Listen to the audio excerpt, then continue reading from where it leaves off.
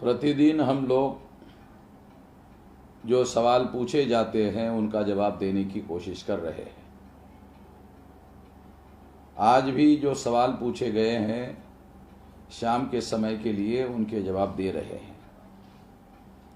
Ashok Maurya sir जी, भारत में लोकतंत्र की जगह पर ब्राह्मण तंत्र स्थापित हो गया है, फिर हमारे लिखे पढ़े लोगों को इसके बारे में थोड़ी सी जानकारी है, इसके पीछे क्या कारण है?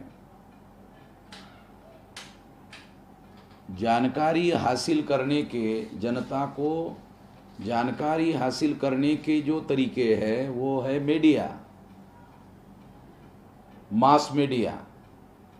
मास मीडिया पर ब्राह्मणों का नियंत्रण होने की वजह से और उनमें उनके पत्रकारों की संख्या बड़े पैमाने पर होने की वजह से वो इस जानकारी को छुपाने का जतन करते हैं। इस वजह से लोगों को ज़्यादा से ज़्यादा जानकारी इस संदर्भ में मिलती नहीं है, और ना मिलने की वजह से उनको जानकारी नहीं होती है, और जानकारी ना होने की वजह से वो इस संबंध में जागृत होना चाहिए, वो नहीं हो पाते। जिन संगठनों के द्वारा इस तरह की जानकारी का प्रचार और प्रसार किया जाता है, उन संगठनों के साथ भी ये लिखे पढ़े लोग अपने आप को कनेक्ट नहीं करते, इस वजह से भी उनको जानकारी नहीं हो पाती। इस वजह से भी वो इसके बारे में अनभिज्ञ रहते हैं, और अकॉर्डिंगली जो कार्रवाई उनके द्वारा होना चाहिए, व्यवहार होना चाहिए, वो नहीं होता है। ये बड़ा कारण है। 2. पुरातात्विक इतिहासकार राजीव पटेल जी बुद्धिजीवियों का षड्यंत्र किताब में लिखे हैं कि पुष्यमित्र शुंग बौद्ध राजा थे, ब्राह्मण नहीं थे, जबकि इतिहासकारों ने जानबूझकर पुष्यमित्र शुंग को ब्राह्मण बनाने पर तुले हुए हैं। कृपया इस भ्रम को दूर किया जाए। जो पुरातात्विक इतिहासकार राजीव पटेल जी है, उसकी जो किताब है, उस किताब में उन्होंने कौन सा सबूत देकर ये बात की है, इसके बारे में हमारे पास किसी प्रकार की कोई ऑथेंटिकेट जानकारी नहीं है। यदि उनकी कोई किताब जो आप बोल रहे हैं अगर आप जानते हैं तो वो किताब हमारे पास भेजिए, क्योंकि हम जानते हैं कि जो सबूत होते हैं उन सबूतों को वेरीफाई करने की ज़रूरत होती है। शायद ये पहले पुरातात्विक इतिहासकार है, मैं पहली बार इनका नाम सुन रहा हूँ। हो भी सकता है कि ऐसे इतिहासकार हो, मगर उनके किताब में पुष्यमित्र शुंग को बौद्ध दिखाया गया हो। इस जानकारी को निश्चित रूप से वेरीफाई करने की, सत्य और असत्य की जानकारी और जांचने की, पड़ताल करने की ज़रूरत है। मैं इस बात को नहीं मानता। आप उनके द्वारा लिखी हुई किताब और उन्होंने किस प्रकार के सबूत दिए हैं, उसके बारे में आपने सवाल में किसी प्रकार की कोई जानकारी नहीं दी है। संतोष राखुंडे सर, क्या हम 2024 तक एनआरसी के दायरे में आ सकते हैं? 2024 में क्यों? 2020 में और 2021 में जो लोग एनपीआर में जानकारी देंगे उनका नाम एनआरसी में आ जाएगा। और एनआरसी में आने वाले जो लोग हैं उनमें उन लोगों को जिनका नाम एनआरसी में नहीं आएगा उनको विदेशियों के लिस्ट में भी डाला जा सकता है। इसलिए एनपीआर का बायकॉट करना जरूरी है। अशोक मौर्य, सच्चर कमीशन क्या है? सच्चर कमीशन कांग्रेस सरकार के प्रधानमंत्री मनमोहन सिंह ने बनाया था। दिल्ली हाई कोर्ट के चीफ जस्टिस थे सच्चर, और सिख थे, सरदार थे। उनके नेतृत्व में प्रशासन में मुसलमानों की क्या हिस्सेदारी है, कितनी हिस्सेदारी है, ये जांचने परखने के लिए ये कमीशन बनाया था। उस कमीशन ने ये बताया कि 60 साल में मुसलमानों की हालत शेड्यूल कास्ट से भी बदतर हो गई है। इसका अर्थ ये है कि शेड्यूल कास्ट के लोगों का प्रशासन में जितना प्रतिनिधित्व है उतना प्रतिनिधित्व भी मुसलमानों का नहीं है। ये सच्चर कमीशन ने ही सबसे पहले सत्य को लोगों के सामने लाया। इसलिए ये कमीशन इस आधार पर फेमस है।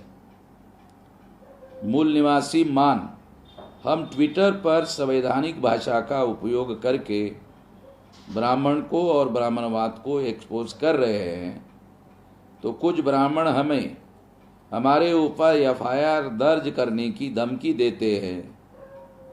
यदि आप संवैधानिक भाषा में और सबूतों के आधार पर बातें करते हैं, ऐसा करने के बाद यदि कोई ब्राह्मण आपको एफआईआर दाखिल करने की धमकी देता है तो उस धमकी से घबराने की, डरने की कोई ज़रूरत नहीं है।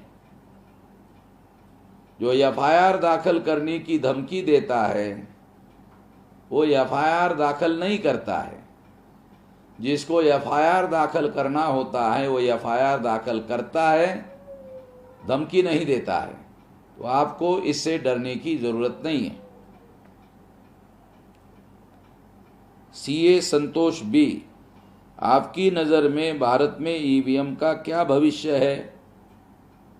हमारी नज़र में आने वाले समय में ईवीएम का कोई भविष्य नहीं है। अगर ईवीएम का भविष्य रहेगा तो लोकतंत्र खत्म होगा। अगर लोकतंत्र बचाना है तो ईवीएम को खत्म करना ही होगा। तो इसलिए हमारा ऐसा मानना है कि ईवीएम को भारत की प्रजा ज़्यादा देर तक बर्दाश्त नहीं कर सकती और इस दिशा में आंदोलन राष्ट्रव्यापी निर्माण होगा। आनंद राव अंगलवार, सीएए एनपीआर विरोधी आंदोलन का क्या होगा? लॉकडाउन के बाद फिर से उभर सकेगा आंदोलन? जनता कोरोना के डर से क्या शांत हो जाएगी? सीएए एनपीआर विरोध का जो आंदोलन है लॉकडाउन से खत्म नहीं होगा। जो सीएए एनपीआर एनआरसी के विरोध में आंदोलन करने वाले लोग हैं वो लगातार घर में बैठे बैठे टेलीफोन से लगातार कैंपेन चला रहे हैं। अभियान चल रहा है। सोशल मीडिया का इस काम के लिए उपयोग किया जा रहा है और भारत बंद का कार्यक्रम भी तैयारी चल रही है जो 20 अप्रैल को होगा। किसी कारणवश ये तारीख तैयारी करने के दृष्टि से आगे बढ़ाई जा सकती है, मगर भारत बंद इस आंदोलन का बड़ा और सबसे बड़ा एक्शन होगा।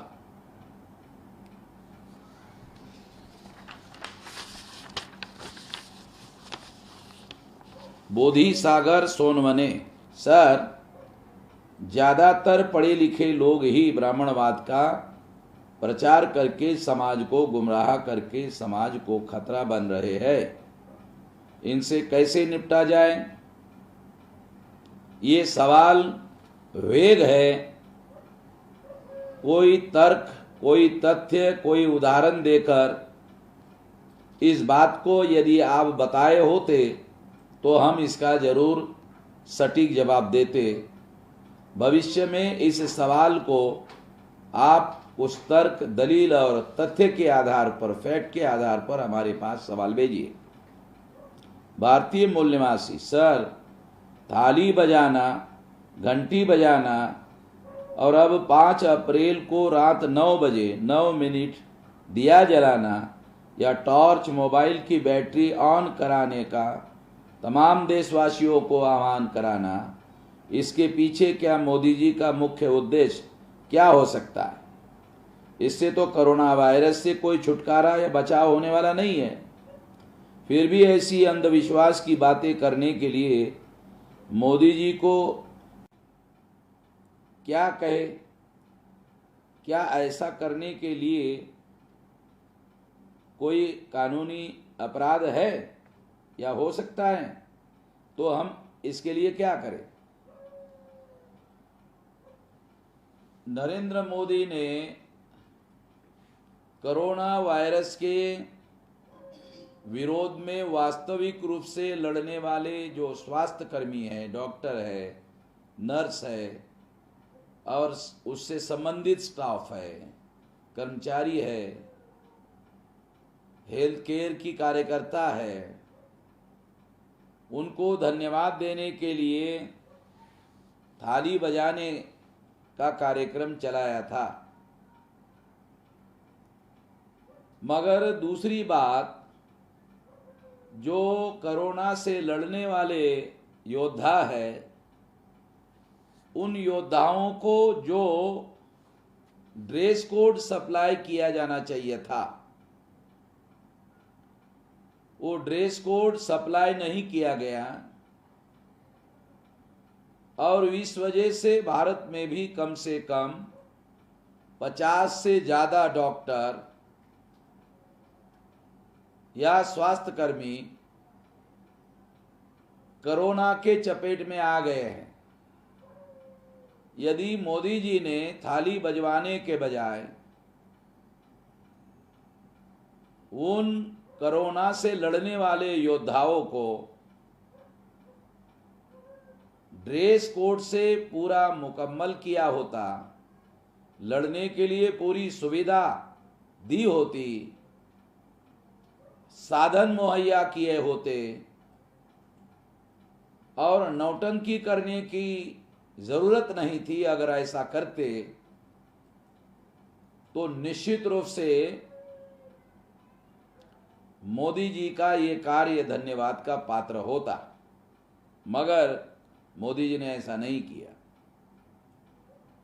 दूसरी बात, मोदी जी अब 9 मिनट अंधेरा रखकर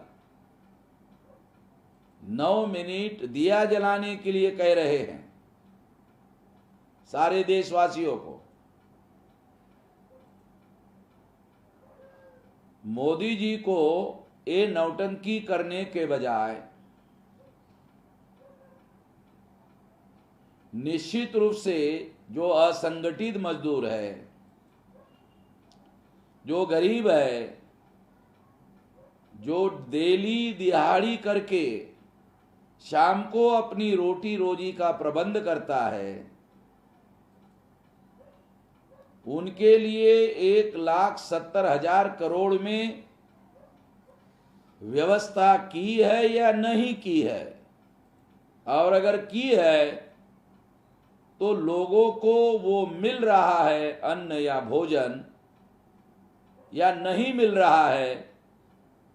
उसके लिए अगर मोदी जी निगरानी करने का काम करते और टीवी पर 24 घंटे इसके बारे में निगरानी करते, मॉनिटरिंग करते, तो जो प्रशासनिक मशीनरी के द्वारा जो गरीबों के साथ मजाक किया जा रहा है, जो असंगठित मजदूरों के साथ, जो राशन कार्ड ना रखने वाले लोगों के साथ जो मजाक किया जा रहा है, अधिकारी कर्मचारियों के साथ जो मजाक किया जा रहा है, लंबी लंबी लाइनें लग रही है, सोशल डिस्टेंसिंग इसकी वजह से खतरे में पड़ रहा है, फिर भी देश का प्रधानमंत्री इस बात को ध्यान में नहीं ले रहा है और केवल मात्र दिया जलाने की नौटंकी करने के लिए कह रहा है। हम इसके विरोध में हैं। इस नौटंकी से कोई फायदा होने वाला नहीं है, बल्कि जिन गरीबों को, मजलूमों को, असंगठित मजदूरों को, जो इस संकट की घड़ी में दिहाड़ी मजदूरों को, डेली खाना कमाने के बाद खाने वाले लोगों को अगर मदद नहीं हुई तो वो लोग करोड़ों की संख्या में रास्ते पर उतर सकते हैं सारे देश भर में। ये बहुत बड़ा खतरा है और अगर ऐसा हुआ तो मोदी का ये जो सोशल डिस्टेंसिंग का कार्यक्रम है, ये सारे देश भर में पूरी तरह से चौपट हो जाएगा। इसके लिए सबसे ज्यादा ध्यान मोदी जी के द्वारा दिया जाना चाहिए था, मगर नहीं दिया जा रहा है। बहुत दुख की बात है। मैं प्रधानमंत्री जी को अनुरोध करता हूं कि आपके लेवल पर ऐसे लोगों की मदद करने के लिए एक शब्द नहीं कहा गया। ये मेरे लिए शर्म की बात है कि जिस देश का प्रधानमंत्री ऐसे गरीबों के बारे में एक शब्द नहीं कह रहा है। बहुत ज्यादा दुख की बात है और इसलिए हम इसके विरोध में हैं। जे बोध बीएमपी को अपेक्षाकृत आशातीत सफलता क्यों नहीं मिल रही है? जनता दल यस के साथ एकाएक गठबंधन हुआ और अल्प समय में ही गठबंधन टूट गया। इसका क्या कारण है? ये सवाल बीएमपी के जो लोग हैं उनको पूछा जाना चाहिए और उनसे इसका जवाब मांगा जाना चाहिए। जब उनको ये जवाब पूछा गया था तो उन्होंने प्रेस कॉन्फ्रेंस लेकर इसका जवाब दिया था। तो इसलिए ऐसे लोग आपके इलाके में हो सकते हैं, बीएमपी के उन लोगों से आज संपर्क करिए। मिलिंद वानखेड़े, प्रधानमंत्री ने कल दिनांक 5 अप्रैल को 9 बजे 9 मिनट में बिजली बंद करने की बात कही है, जिसकी वजह से महाराष्ट्र के ऊर्जा मंत्री का भी बयान आया है तथा पावर ग्रिड कारपोरेशन का भी अधिकारी का स्टेटमेंट आया है और ग्रिड फेल हो सकती है। ऐसे में क्या प्रधानमंत्री को ऐसे मूर्खतापूर्ण बयान देना चाहिए? यदि ग्रिड फेल हो सकती है तो निश्चित रूप से प्रधानमंत्री ने बिजली मंत्री का सलाह लिए बगैर ये काम किया है, ऐसा कहा जा सकता है और इसके बारे में अभी भी खबरदारी ली जानी चाहिए। ग्रिड फेल होने से बहुत भारी नुकसान हो सकता है, ऐसा मैं मानता हूं। यदि उस घटना का क्रोनोलॉजिकल अभ्यास किया जाए तो अभ्यास से ये पता चलता है कि मीडिया ने झूठ को बड़े पैमाने पर मीडिया के द्वारा फैलाने का काम किया। इससे मूल निवासी बहुजन समाज के लोगों को सावधान रहना चाहिए।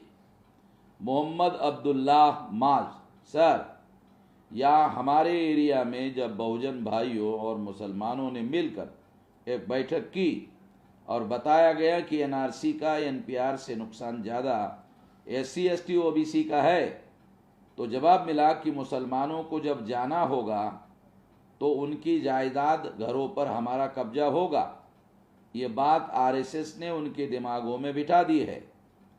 आप हैदराबाद यूनिट को इस बात के बारे में बताएं। मैं भी लगातार यहाँ के बामसेफ के लोगों से संपर्क में हूँ।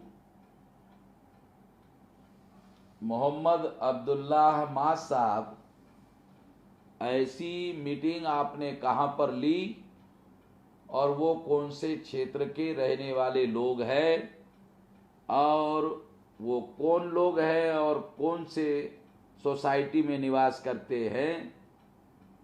ऐसे लोगों की ऑथेंटिकेट हमें जानकारी दीजिए।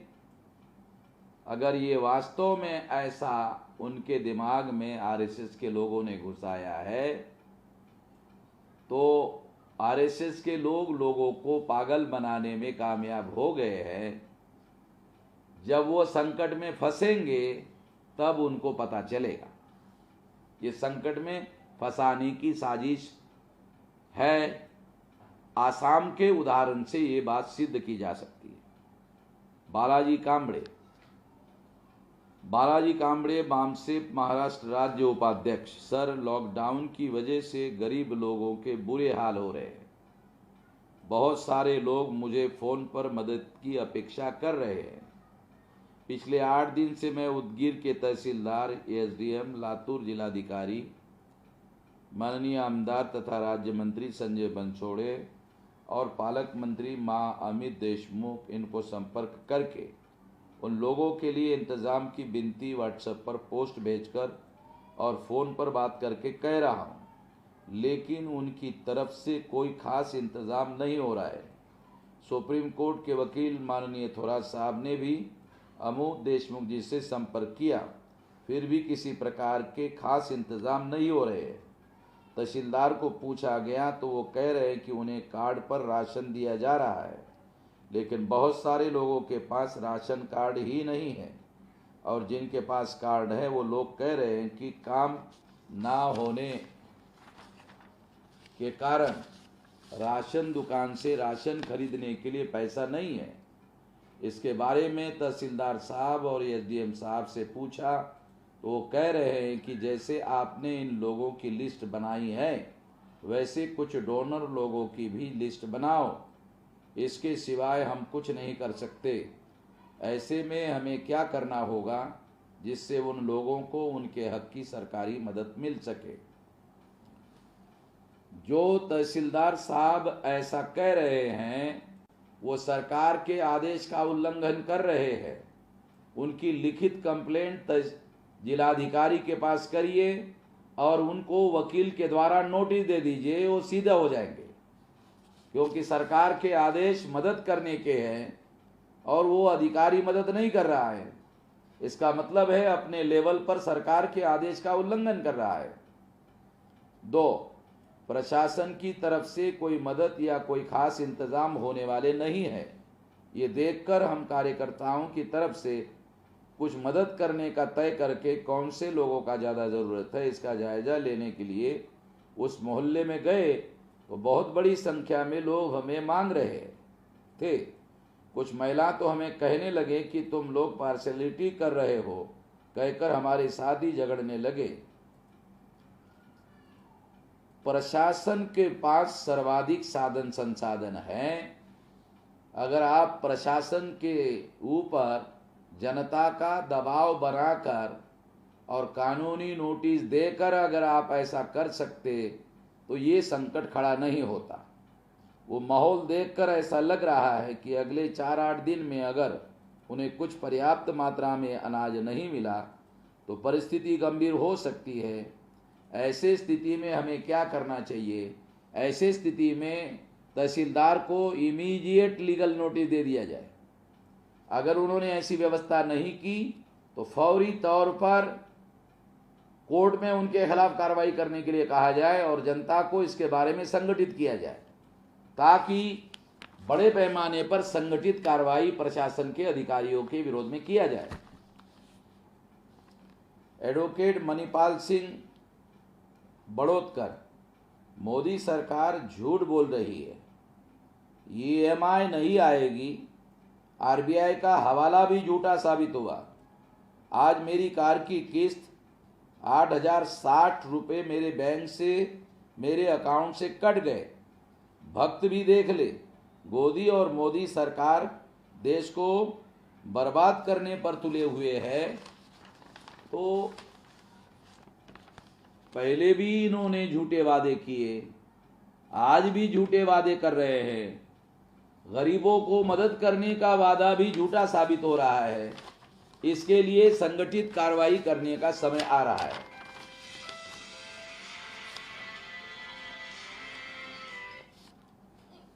शिया मिस्टर KR, सर मैं मनोज कुमार फतेहपुर जिले से हूं। क्या जनगणना के बहाने NPR भी बनाई जा सकती है, या जनगणना को हम संदिग्ध समझकर जानकारी ना दे तो क्या नुकसान हो सकता है? जनगणना करने के लिए हमारा समर्थन है। NPR का हम लोग बायकॉट कर रहे हैं।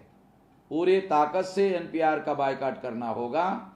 इसके लिए भारत बंद की तैयारी भी की जा रही है।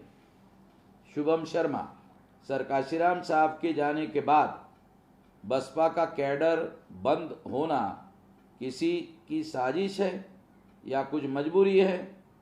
और मायावती और बलिया के बीच में जो अनबन हुई थी, उसके पीछे का क्या कारण था?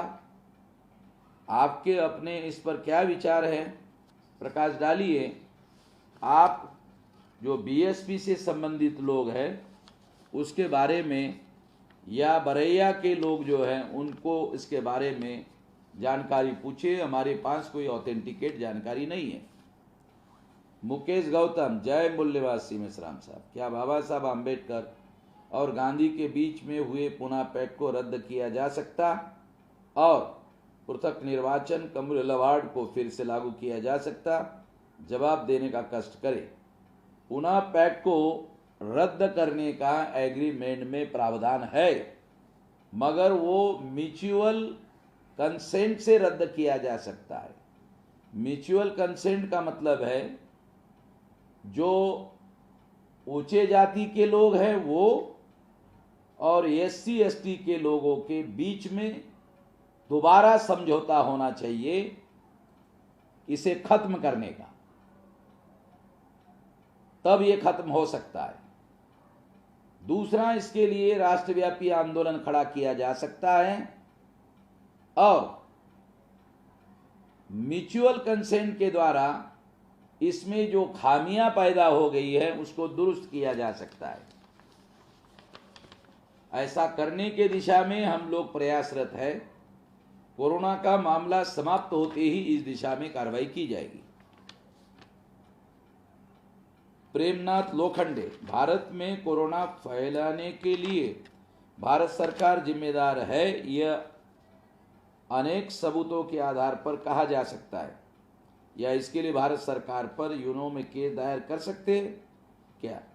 क्योंकि किसी भी सरकार अपने लोगों की जान माल से खेल नहीं सकती और भारत में BJP की सरकार इसके विपरीत काम कर रही है, ऐसा लोगों का मानना है। अगर ऐसा नहीं होता तो 2000 से ज़्यादा लोग कोरोना से संक्रमित नहीं होते और नहीं 50 से ज़्यादा लोगों की जान जाती।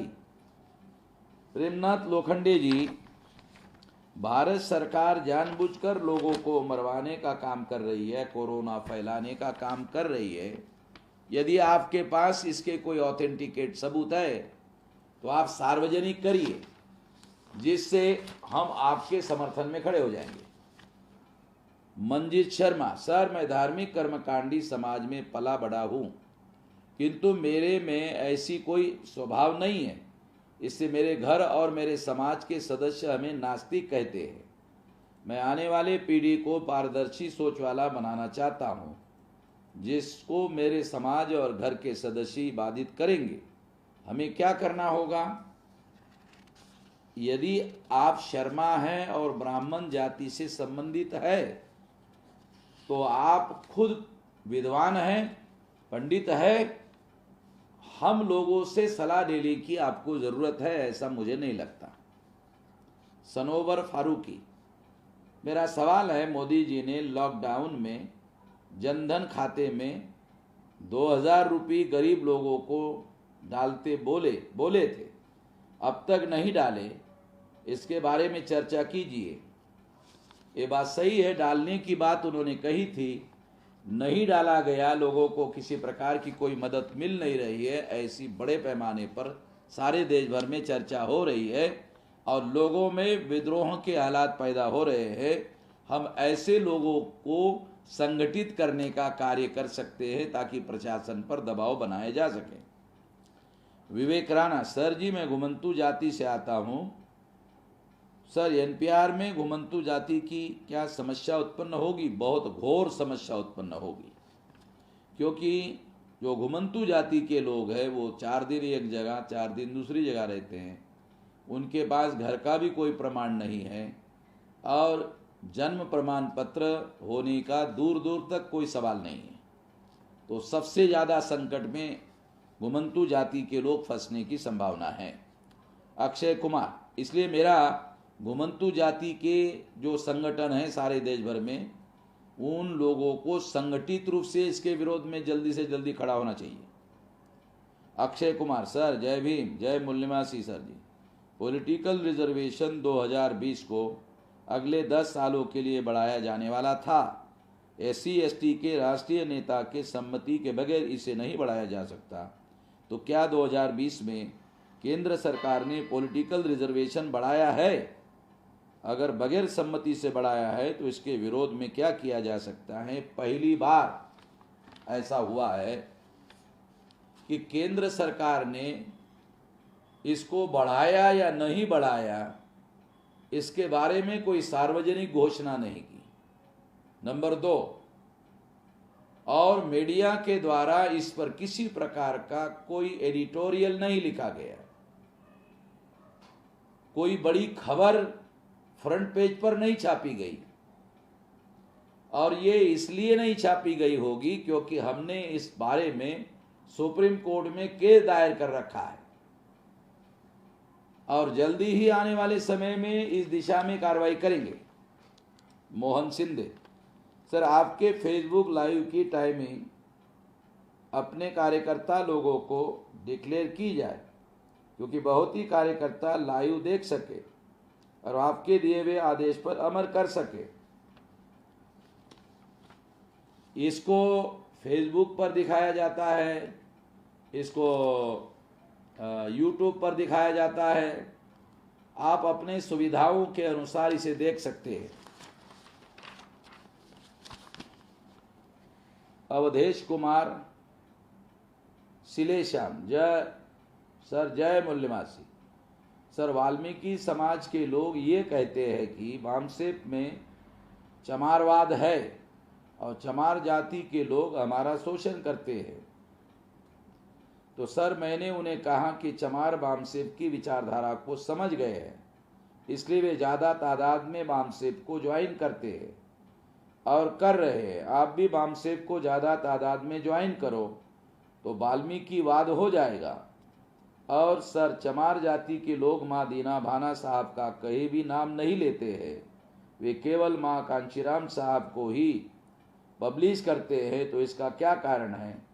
तो सर इस विषय पर आप कुछ कहेंगे। सबसे पहले तो जो वामसेप की विचारधारा है वो हमारे महापुरुषों की विचारधारा है और इन महापुरुषों में दीना भाना जी का भी फोटो छापा जाता है। वामसेप के द्वारा जितने पर्चे छापे जाते हैं वो सारे पर्चे सारे देश भर में बड़ी संख्या में चमार लोग भी छापते हैं और उसमें दीना भाना जी का भी फोटो छापा जाता है। इसलिए ये कहना कि दीना भाना जी को नहीं मानते, ये बात मैं मानने के लिए राजी नहीं हूँ। वामसेप में चमारवाद नहीं है और ना ही वाल्मीकिवाद भी लाया जा सकता है। ये फुले शाहू अम्बेडकर की विचारधारा पर चलने वाला संगठन है और इनके वाद पर ही हम लोग चल रहे हैं। केवल काशीराम जी को महान बनाकर पेश करने के लिए ये संगठन नहीं बनाया गया है। ये भ्रम आपके मन में है, इसको आप निकाल दीजिए। तो ज़्यादा से ज़्यादा वाल्मीकि जाति के लोगों को जागृत करिए, जोड़िए।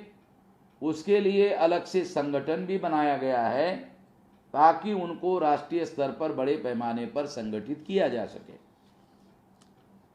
भूपत सिलोरा मेघवाल, मान्यवर जी, केंद्र सरकार ने लॉकडाउन की तारीख 14 अप्रैल तक ही क्यों रखा?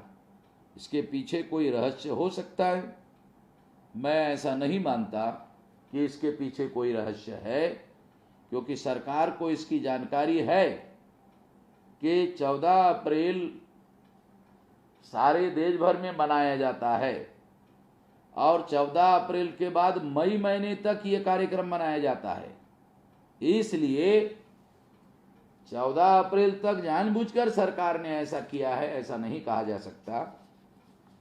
मैं इसको मानने के लिए राजी नहीं हूं और लोगों को 14 अप्रैल का जन्मदिन बाद में मनाने के लिए भी किसी प्रकार का कोई अवरोध नहीं है।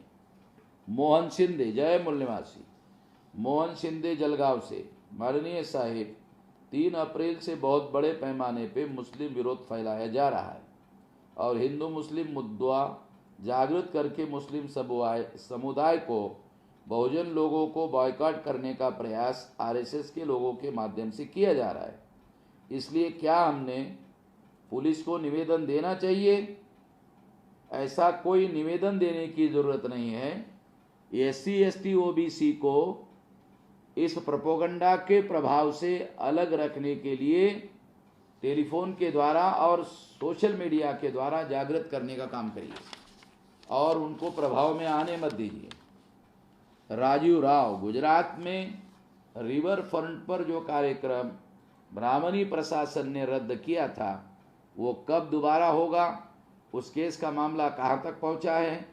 उससे पूरे देश के ब्राह्मण तंत्र में बहुत फर्क पड़ने की संभावना दिखाई देती है। तो बहुत जल्द उस कार्यक्रम पर विचार करें। आभार। जय मूल्यवासी।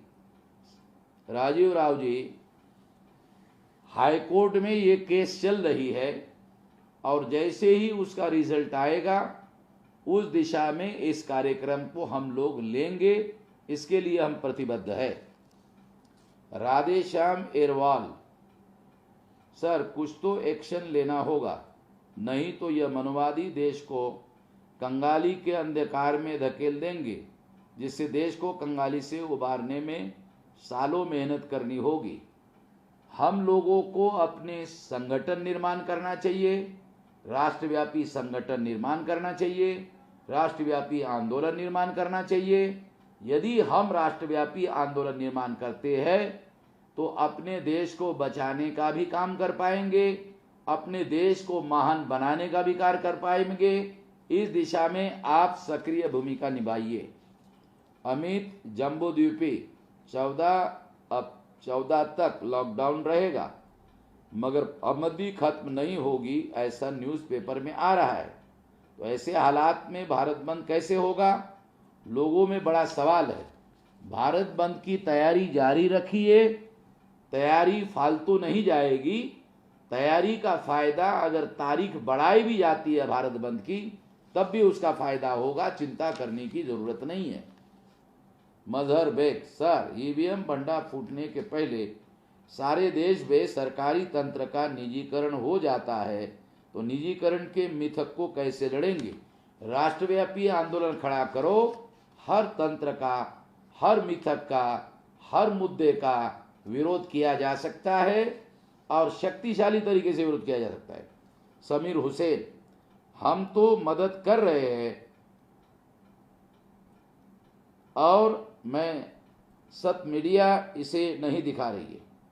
हम विरोध कर रहे हैं मगर मीडिया इसको नहीं दिखा रहे हैं। मीडिया जो सैटेलाइट चैनल है वही नहीं दिखा रहा है, मगर सोशल मीडिया का आप इसके लिए उपयोग करिए। सोशल मीडिया को साधन बनाइए, टेलीफोन का उपयोग करिए। चुपचाप बैठे रहना उपाय नहीं है। श्याम सायन चटर्जी, सर केंद्रीय सरकार का फाइनेंशियल इमरजेंसी 360 दिन लागू करने का प्लान चल रहा है। ऐसा अभी हमारी जानकारी में नहीं है। जैसे ही ये बात सामने आएगी हम लोग अकॉर्डिंगली इसके विरोध में तैयारी करेंगे। सौरव बोध, जय भीम, नमो बुद्धाय, जय प्रबुद्ध भारत, जय मूल्यवासी, जय जाति धर्म पाखंड मुक्त भारत।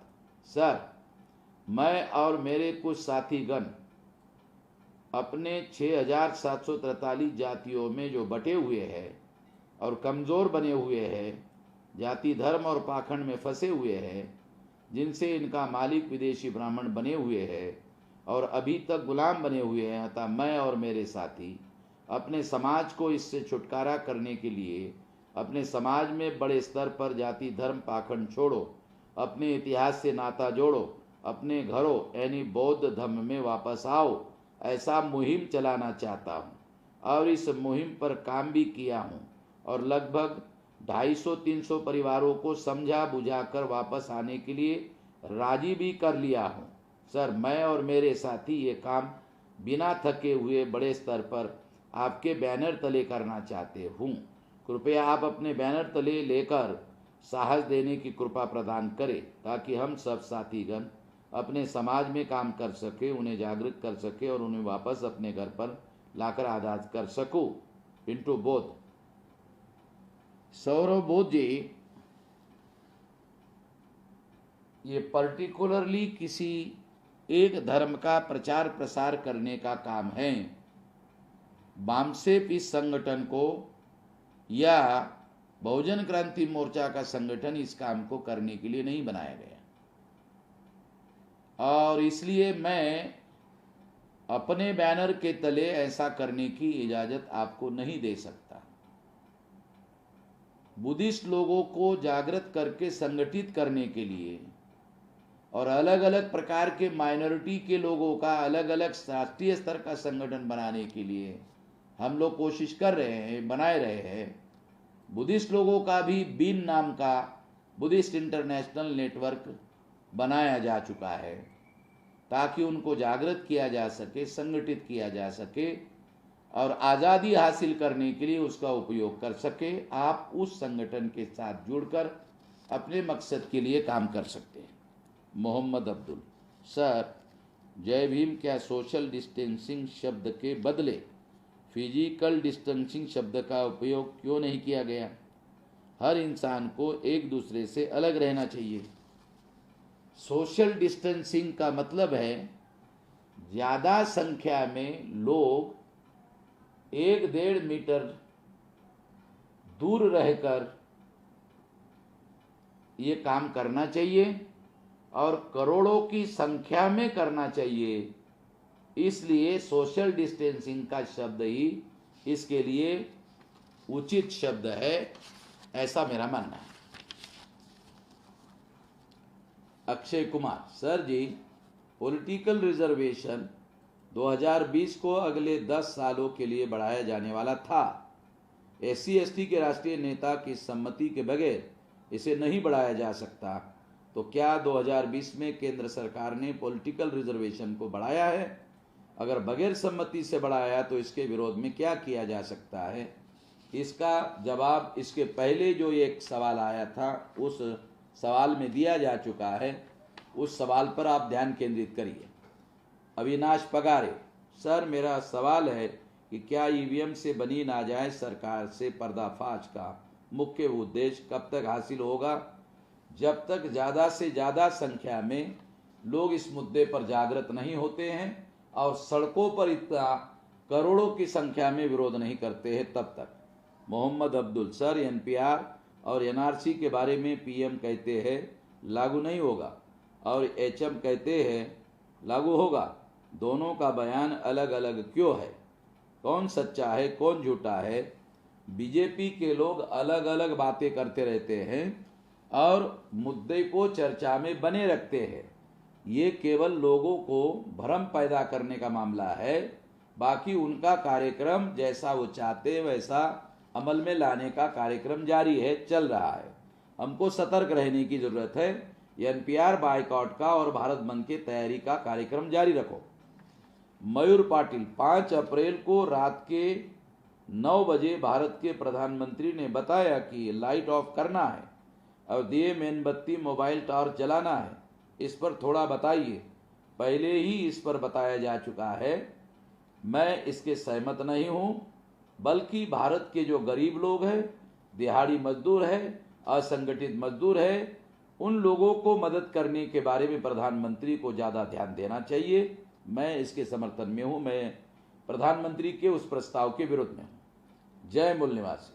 वामन मेश्राम सर, जय मूल निवासी सर, मेरा एक सवाल है, क्या भारत सरकार कोरोना वायरस का सही डाटा दुनिया से छुपा रहा है?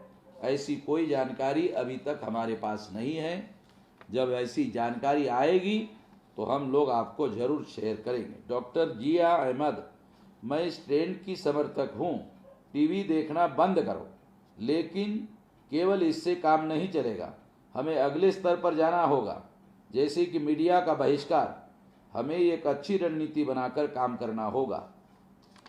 केवल मीडिया का बहिष्कार करने से काम नहीं चलेगा, हमें सोशल मीडिया को वैकल्पिक मीडिया के तौर पर स्वीकार करना होगा और सैटेलाइट मीडिया का और प्रिंट मीडिया का बहिष्कार करना होगा और सोशल मीडिया को ही अपना मीडिया स्वीकार करना होगा।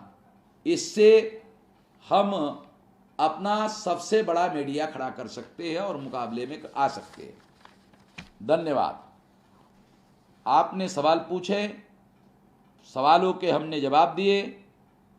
भविष्य में आप कमेंट बॉक्स में सवाल पूछिए लिखकर, अगले समय में जो वीडियो बनाया जाएगा उसमें जवाब दिया जाएगा। धन्यवाद।